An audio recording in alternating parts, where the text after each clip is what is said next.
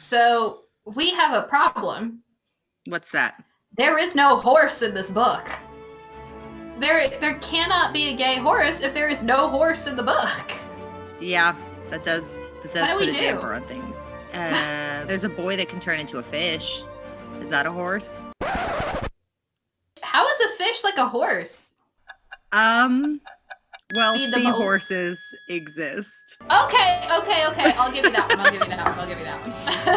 one. Listen, I am too fucking cold for my brain to make realistic arguments right now. I'm just going to say the first thing that comes to my mind. Welcome to This Is Lit, a podcast where we drink and talk about our favorite books. I'm Elizabeth. And I'm Casey. So raise a glass and let's get started. Liz, what are you drinking today?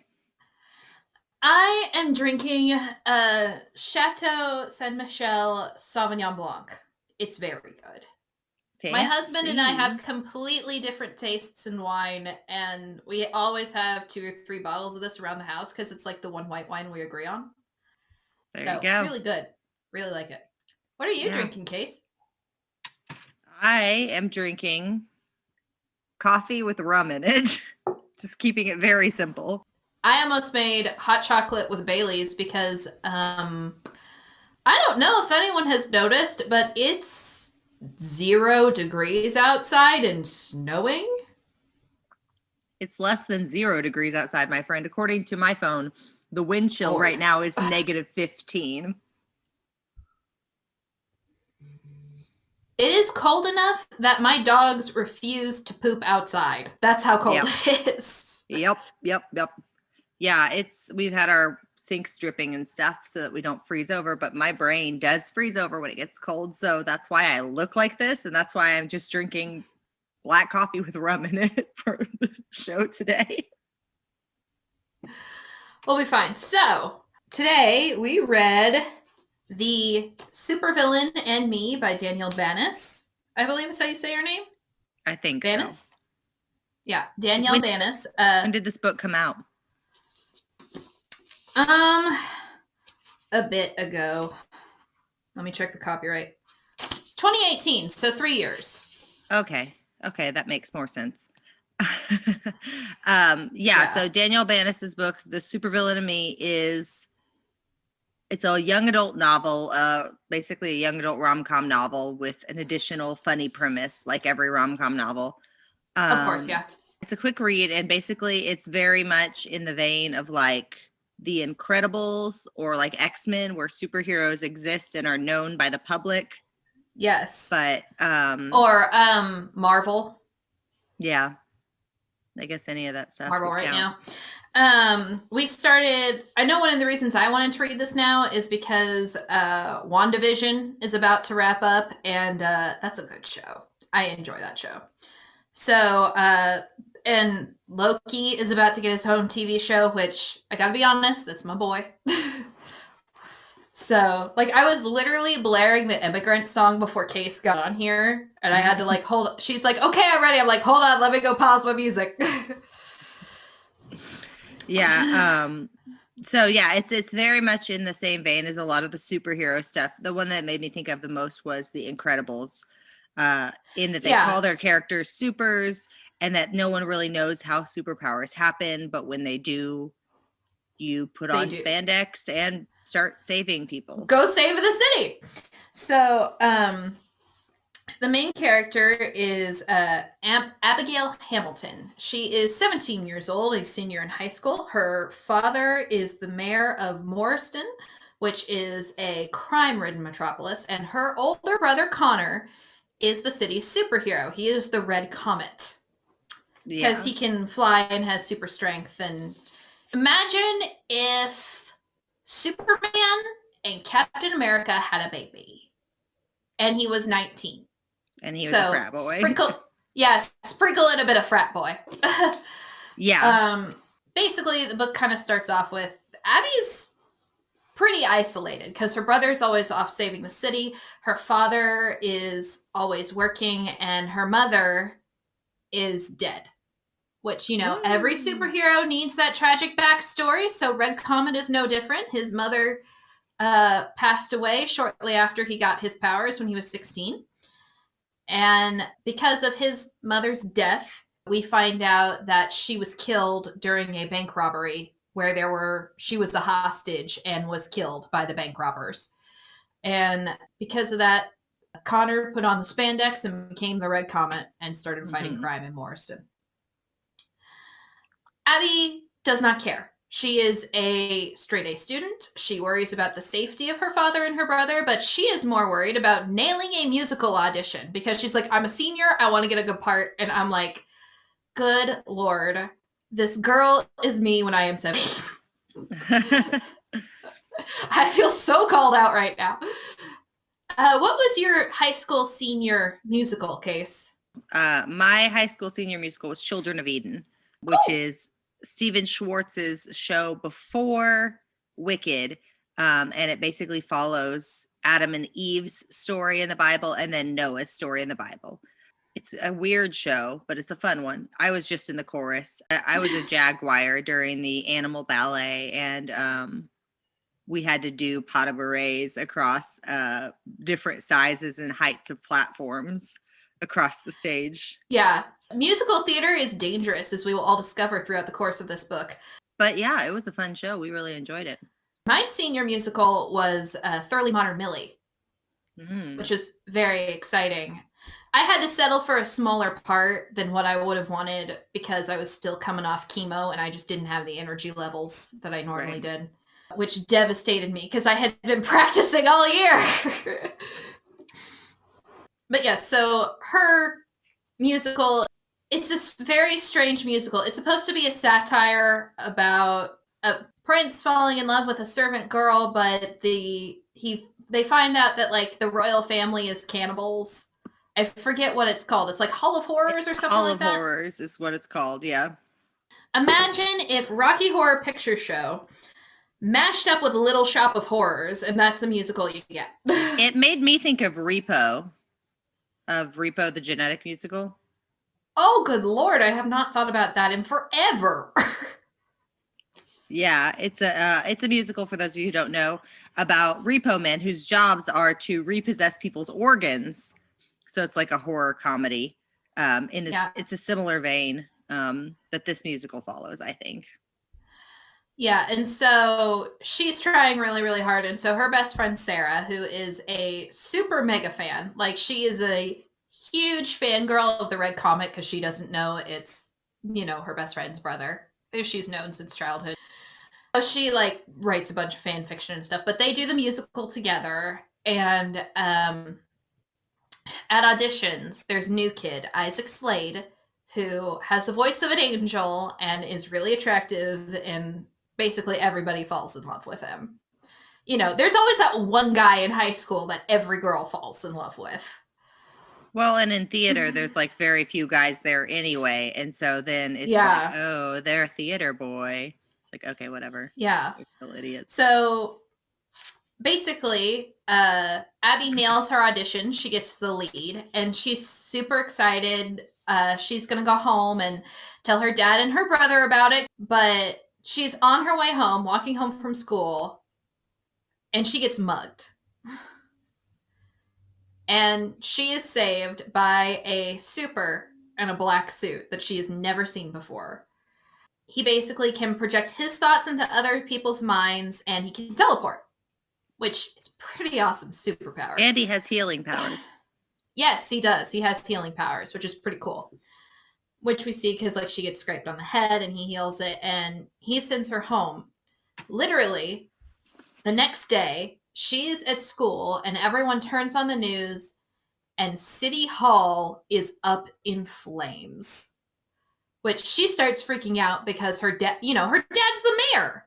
And she discovers that the person who set City Hall on fire is the person who saved her the night before. And the media has dubbed him the Iron Phantom because of his all-black suit. It's a very dumb name. It is. It's such a dumb name. Just call him, like, Black Shadow or something like that. I don't know. Yeah, Iron Phantom's a little much for me. Yeah. Even Black Phantom would have been better, but for some reason, Iron Phantom, I'm just okay. No, Iron Phantom. Nah, I don't know.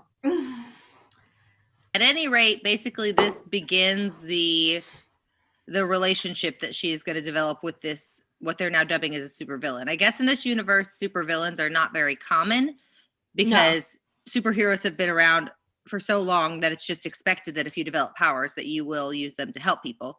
And so it's very rare that you see someone with one of the supers decide to be a villain instead, apparently.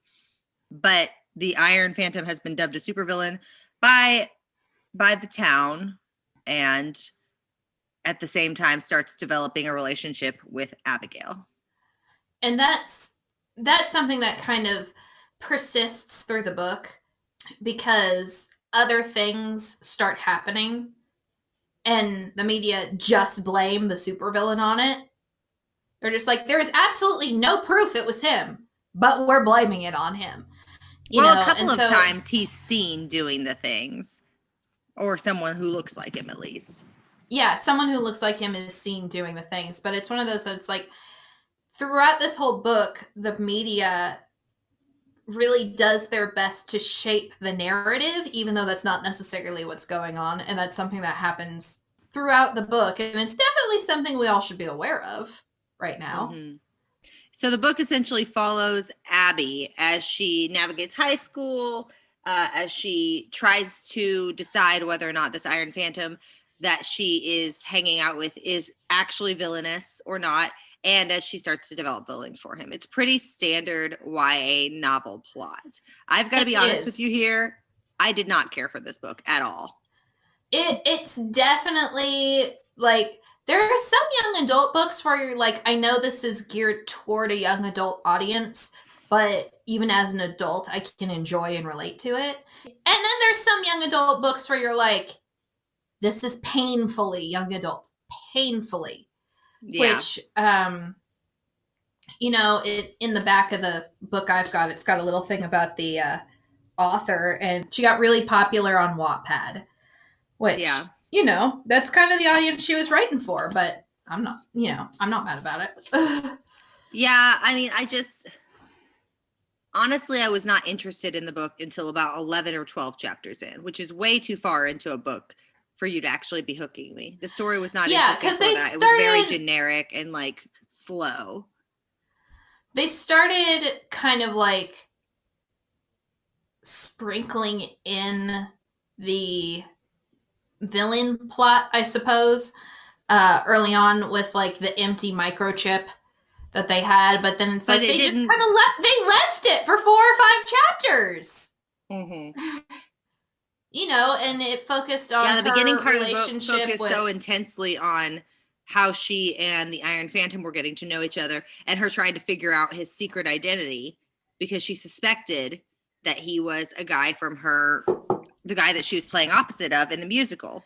For like a long time, it's like we're aware that there is a super villain plot happening that's going to be bad for the whole city in the background, but it takes them literal, I think, weeks in the book's time and chapters in real time to actually even get around to that, which was just excruciating because I was like, why aren't we getting to the meat of the story here? So I was just really impatient with that. Yeah. And I just did not like the writing style. You know how I feel about first person point of view. And I know that's more common. Yeah, I know it's not your favorite novels. I was just, I don't know. I expected it to be a little less intense in its YA-ness, I guess. I thought it would be one that was still. Because I love YA novels, and a lot of YA novels, like you said, are still accessible and relevant to people who are not in that demographic, and even sometimes better than adult novels at addressing certain things. But this one is very much written for like 13 to 16-year-olds. Yeah, I mean, it is. And then I started doing that thing where I'm like, I would have loved to see this book talk more about this or that, when it's really not a reasonable expectation for what the book is. Like, the book could have been that, but it's not. Like, I think I was thinking about the whole plot with the microchips. So they find these microchips early on. That's a terrifying plot. Absolutely terrifying. Yeah, so here's the thing: is the book is also very lighthearted and fluffy, up to the point a woman gets murdered in front of two of the protagonists, and they have to save her little child's life while she bleeds out on the pavement next to them. And it's like the whiplash from the lightheartedness to this. Oh, we all have daddy issues and mommy issues because our parents got brutally murdered, and now we've witnessed another murder. It was just really a lot. Yeah, it was a lot. And it's like, okay, now we're going into the shock and the PTSD and the trauma, and it's bringing up old wounds between the main character and her brother because of her mother. And she finds out her brother actually witnessed her mother being killed, which I'm like, okay, well, that explains his Boy Scout syndrome a little bit. But it's one of those that it's just kind of like, it was very much a very kind of light, fluffy book, like you said, until that happened. And then there was a really drastic shift, even in the plot line, where it's like, after that happened, she didn't really care so much about his secret identity. She started caring more about what's going on with these microchips because she realized that, you know, she didn't want to think her own father would do something so morally questionable and corrupt. Right, because they think at first the microchips are tracking devices, and then her father has a press conference and says they're emotional detection devices, and they can tell when somebody is thinking malicious thoughts. So essentially it's like Minority Report, right? In Minority Report, they have the machines and the computers that can predict when someone's going to commit a crime, so they arrest them before they commit the crime. But again, the whole premise of, if you could read someone's intentions, can you arrest someone for thought crimes? That goes all the way back to like Orwell. So that's like an interesting plot in and of itself. But then it's revealed, oh, they're not actually emotional detection devices. They are emotional control devices, and they're brainwashing people to be subservient and obedient to the person in charge. Which is just would be her father, logically, since he's the mayor. But the other thing with this, and this is why I asked you when the book was written, is it's not realistic. It's not plausible. It's not realistic. First off, we're not even sure, what is the town called? Morriston. We're not even clear on the size of Morriston. Like half the time it seems like it's a small suburban town, like a relatively, mid-sized suburban town. And half the time it seems like it's New York City, and they're never really settled. Well, there's a subway. There's a subway system. And a downtown, but there's only 2 superheroes in the whole city. And they're talking about how bad the crime is. And it's like, I don't know. It was very hard to tell what size the city was. And then the mayor gets up and is like, I'm going to inject you all with an emotional. And it takes a week. It takes a week and everybody does it. No one complains about it. Everyone's Can we get this rollout system for the COVID vaccine, please? Well, I'm not even thinking about the COVID vaccine. I'm just thinking about masks. Like, it's like pulling teeth to get people to wear a mask in fucking Aldi. And you're going to tell me that an entire city's worth of people, New York City size town, willing to do this in a week? Up, and not just willing, like they were arresting people who wouldn't take the shot. And they were like doing it to children in their schools. Like there were so many parental consent. There were so many like rights violations in the rollout of the microchip, and then to believe that the entire citizenry would go along with it just because there might be a supervillain who's committed 3 crimes in town. It just didn't make sense to me, and I could not. One was flooding the subway. One was like exploding the mall, and I can't remember. The other was the fire at City Hall. The fire at City Hall, which he admits he did set, but he did it to get rid of the microchips. And he didn't flood the subway, and he didn't. No. But either way, even if everybody assumes, like, that doesn't make sense. Like, if there is one villain who's causing all of these problems, your solution is to inject, 3 million people with a microchip. It's a superhero there will book, be people, but in real life, there will be people who will be like, absolutely not. Take my ass to jail. You cannot make me get this damn thing injected into me. People being like, that's the mark of the beast. Or, this is violating my First Amendment rights. Or like, there's no way. There's absolutely no way that it would have gone down that. I'm thinking further back where Case and I are unfortunately old enough that we very vividly remember 9/11 and the aftermath of that. You remember all the wiretapping and stuff that was going on after that, and people were just all for it because somebody could have been a terrorist? Yeah, but wiretapping is an entirely different vaccines, masks, microchips injected into you. That's very personal. That is your personal body. People are not, we've watched people for the last 11 months refuse to have personal accountability on a very basic thing of covering your face with a mask. Nobody is going to sit down and get a vaccine that not only puts a microchip into your body, you can see it and it's beeping blue and it's a 6-inch needle that hurts to get. No, nothing about that was realistic. It completely took me out of the story. I was like, this is so over the top and so unrealistic in the handling. Like, there's lots of ways you could get microchips into people secretly without them knowing, but like suggesting that everybody's going to just like walk in and offer up their arm is, I can't buy it. Not after the last year. I cannot buy that. I'll give the author the benefit of the doubt because nobody has 20/20 vision. You know, she can't see into the future. Oh, damn, that was a bad joke and I didn't even mean to make it. I've been spending too much time with my husband, y'all. But the point I was trying to get across is that what she was trying to express was that everyone in this city was so damn scared that they were willing to basically give up their freedom for safety. And where is that line? And right. Well, clearly, I get what she was trying to do, but like, we've already proven that people aren't. No. Like, they don't care. Yeah, like, I'm not disagreeing with you. I'm just trying to get into a theme of the book. Yeah, I don't know. I feel like the book was trying to do about 6 different themes and didn't do any of them successfully. They also could have just hung around the whole Minority Report idea and talked about how police are criminal anyway, and like supporting heavy legislation against crime is not the way to solve problems. Abolishing prisons is the way to solve problems, but that's probably too socialist for a book that's aimed at 13 to 16-year-olds. Well... Anyway. Okay, that is why Batman is a damn fine hero, because not only does he go out and gets the criminals, but as Bruce Wayne, he does his best to fight the systematic injustice that creates them, like homelessness. Yeah, but you could also get into like, does the existence of superheroes cause the existence of supervillains? Like, obviously in this book, like the existence of Batman and Joker? Like the existence of Batman and any of those fucking people. Whenever he became a superhero, it was because his parents got mugged and killed in an alley by a random dude with a gun. It's a pretty standard crime. It sucks, but it's pretty standard. But after years and years of Batman, you have people like the Joker or the Riddler or the Calendar Man, like people who dress up in crazy clothes and do over-the-top crimes. Like, would they have existed at all without Batman? That's an excellent question. And I'm pretty sure there is a psychiatrist somewhere who has done a paper on it.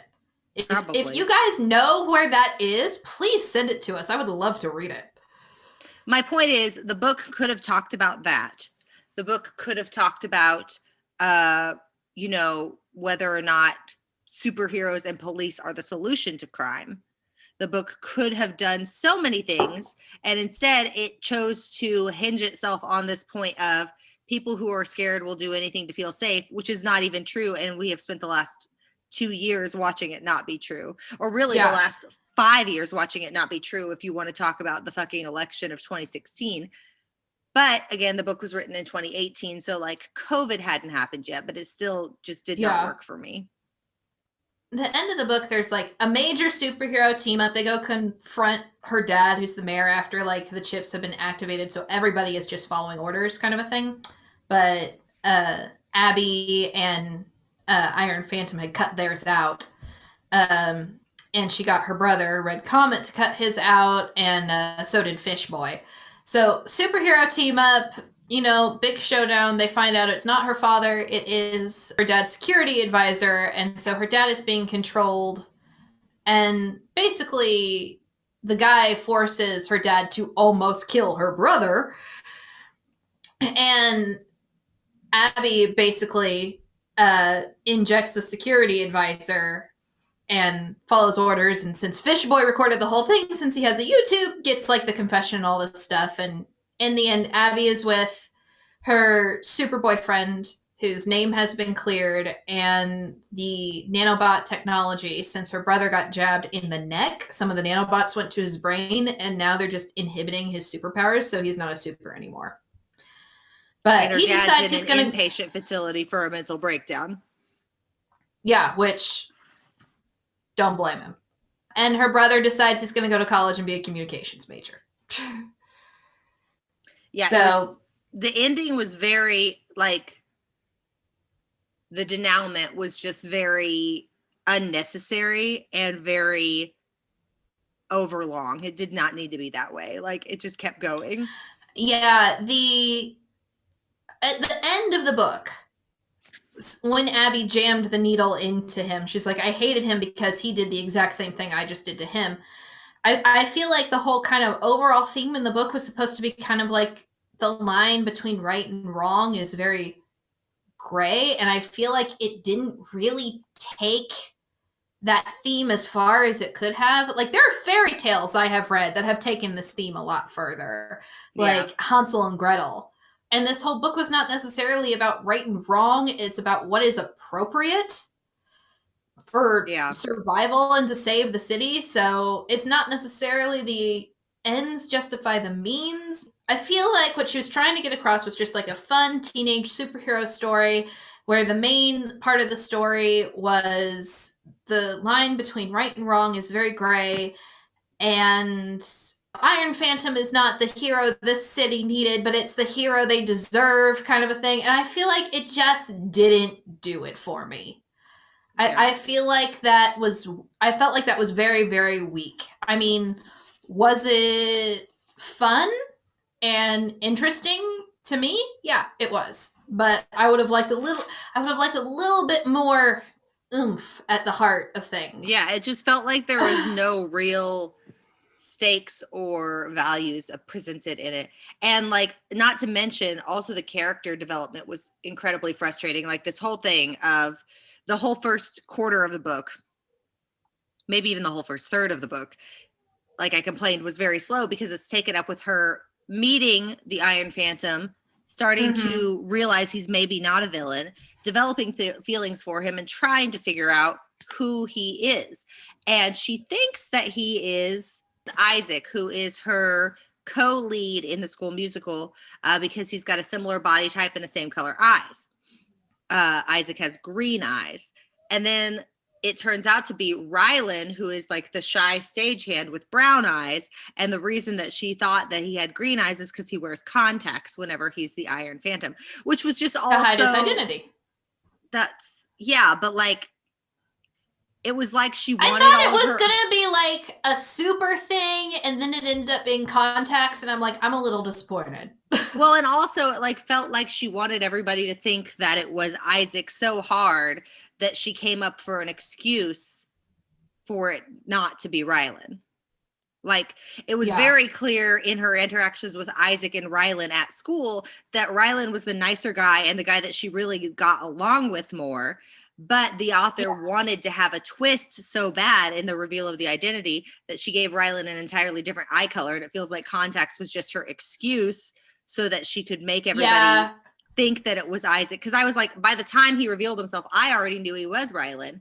But I knew it was Rylan after like the first time they met. I'm like, it's but like she didn't. And it's just like, that's not plausible. The only reason she's wrong is because of the eye color. And like, also, let's be frank, as someone who cosplays and wears contacts, there are not a lot of light colored contacts that can cover a dark colored eye.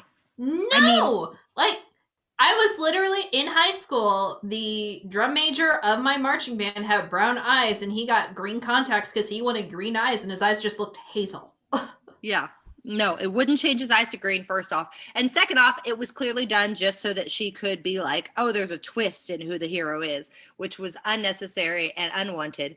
And it made both Rylan and Abigail look like idiots because he thought that she had figured it out, even though he knew he was wearing contacts. He really thought that she had figured it out. And even though she expressly said several times that she thought he was Isaac. And then he got mad at her and was like, you haven't figured it out. Well, I'm not talking about her.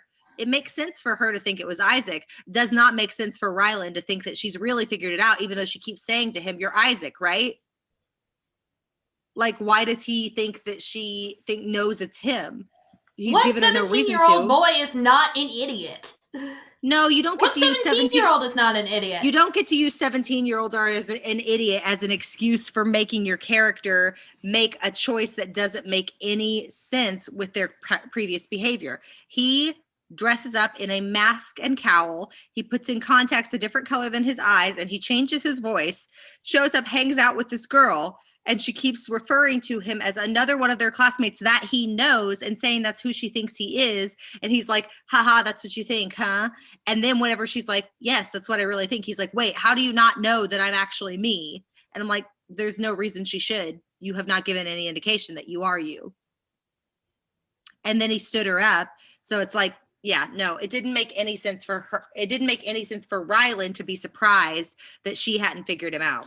But he was all mad about it and took it personally. And I was just like, okay, that doesn't make sense. And I wasted a third of the book on that whole subplot before we could even get to the meat and bones, you know?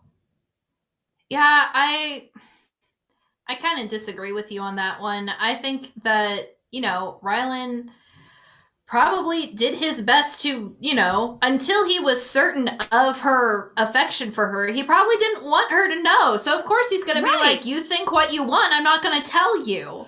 I'm not expecting him to tell her. And then he's probably like, oh, well, he also is like a 17-year-old who is like, I am a dude and I haven't really given her any indication of who I really am, which I thought I had, but I really haven't because she's so set on Isaac. Yeah, that's what I'm saying. Is it doesn't make sense for him to be surprised that she hasn't figured it out. It makes sense for him not to tell her directly or not to answer her questions when she's like, are you Isaac? But the fact that she said, are you Isaac? And then like the next time they talk, he's like, wait, do you think I'm Isaac? And it's like, yeah, she's been saying that. But she also, in the same conversation, jokingly calls him Steve. Right, but Steve's not a real person that they both know in real life. I did get really frustrated where she's like, it's Isaac, it's Isaac, it's Isaac. I'm like, it's clearly not. Move on, honey. You are blinded by stage eyes. If you've never been in a theater production, the amount of couples that start happening is ridiculous. Handy tip here. Don't date the actor, date the techie. Worst relationship I ever had was with an actor. One of the best relationships I ever had was, well, I was going to say it's probably not the best relationship I've ever had. The best relationship I've ever had is with a trumpet player. So, I guess in the end, I guess you should date the pit. Date somebody in the pit. My wife and I are both actors. That's We're true. Also both techies. That's the other thing is like the whole actor versus techie thing is not like that. 90% all my friends were techies. 90% of the people that I worked with in school theater and even in adult community theater, actors and techies, there was a lot of crossover. And most actors are pretty respectful to techies just because one or two high school prom queens that got parts in musicals once or twice. And now everyone's like, let's talk about how it's clearly techies versus actors. And I'm like, it's never been that. No. But that doesn't have anything to do with this book. The point is, I did not like this book. I spent 2 hours and 30 minutes reading this book this morning, and I didn't like it. I don't think it was well constructed. I thought it was an interesting premise. And there were moments where I thought the characters were interesting and showed a lot of humanity, particularly when they were talking about their different traumas and like actually reacting to them like a teenager with trauma would.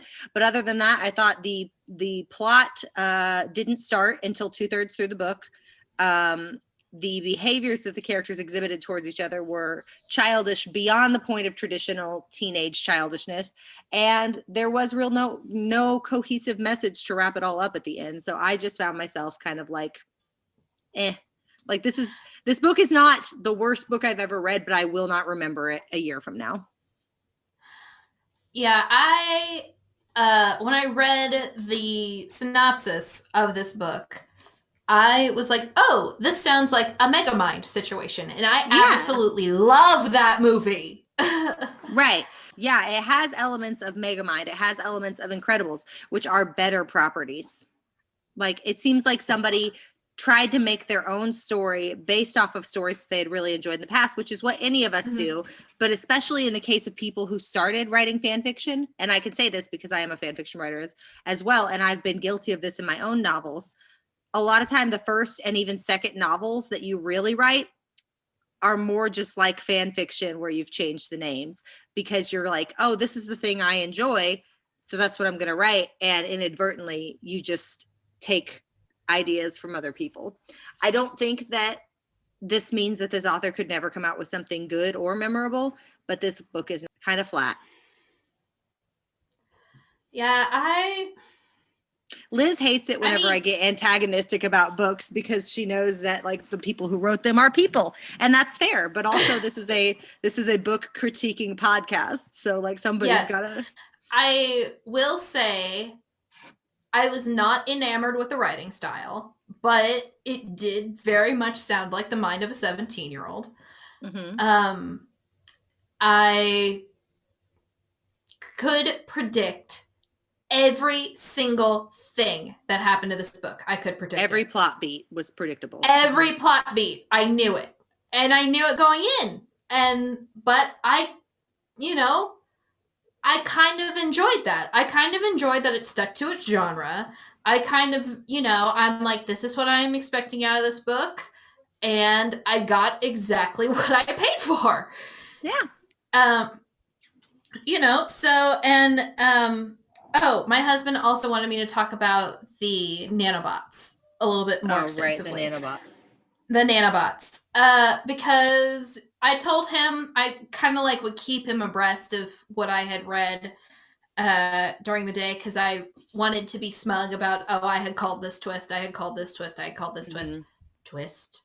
And so I told him about nanobots, and he told me that if nanobots ever started self-replicating, then the world would just turn into nothing but gray goo. And I'm like, excuse me?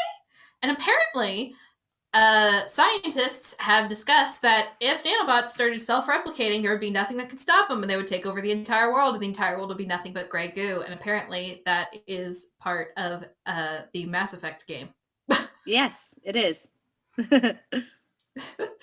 So, nanobots, always bad. Oh, he's bad. Nanobots are, nanobots, not good. Yeah. But, I was going to say, even though I could predict everything, even though it was definitely written for a teenager, it was, I enjoyed myself. I had a good time. That's good. I'm glad. How many bottles would you give the book then?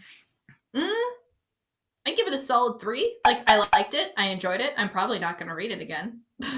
But, it was a fun little lark. All right. Fair enough. I'd give it 2. Like I said, the premise was interesting, and the characters did seem most of the time like realistically drawn teenagers, but there were just too many problems.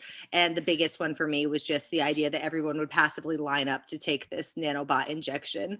Like in 2021, I can't read that kind of a storyline with a straight face anymore. No. So that gives our book a round out at about 2.5 bottles, which means it is exactly average, which sounds about right. This is probably a shorter episode because the book was shorter and because I didn't like it. That's what happens. But thank you guys for watching anyway. If you enjoyed yourself, you can follow us on all of the social medias and listen to us on Spotify, Apple Music, wherever you get your podcasts, or check out our website, literaturepodcast.com. Yes, and if you're feeling exceptionally generous, Case got married and bought a house this year. I am raising 2 tiny humans and have to ask for books for Christmas from my parents. So thank you, Mom, for buying me the book. We do have a Patreon, patreon.com/thisislit. And we know times are tough. So if you guys can't give anything, we understand. If you could just tell somebody to give us a listen, give us a watch on YouTube, we would really appreciate that. Yeah. Keep your eyes on our Twitter account for our next book because we have not decided it yet. So we'll post that up there in the next few days or so. But in the meantime, thanks for listening and cheers. Cheers. Thank you for listening to our podcast. For more information, visit us at litliteraturePodcast.com or check out our Facebook, Twitter, and Instagram pages. And remember, too much work and no vacation deserves at least a small libation. Cheers!